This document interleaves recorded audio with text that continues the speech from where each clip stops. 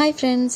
So మొన్న నేను ఒక వీడియో పెట్టినా కదా, రాఖీ సందర్భంగా నేను ఇట్లా ఫీల్ అవుతున్నా, నా పాత మెమొరీస్ అన్నీ గుర్తు తెచ్చుకొని మీతో అయితే షేర్ చేసుకున్నా కదా.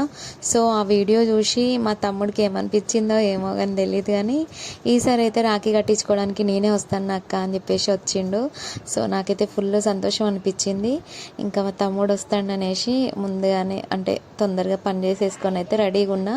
వాడి ట్రైన్ టైమింగ్స్ అట్లా చూసుకొని వాడు వచ్చినాకనే ఇంకా నా కూతురుతో కూడా నా బాబుకి కట్టిద్దామనేసి ఆగిన. సో అందరం ఒకేసారి అయితే ఈ రాఖీ అనేది కట్టేసినాం. నేనైతే ఫస్ట్ మా తమ్ముడికి కట్టినాక నా కొడుకు కట్టుకున్నా. తర్వాత మా పాప వచ్చేసి మా కన్నయ్యకి, మా ఆయనకి ప్లస్ మా తమ్ముడికి కూడా కట్టింది.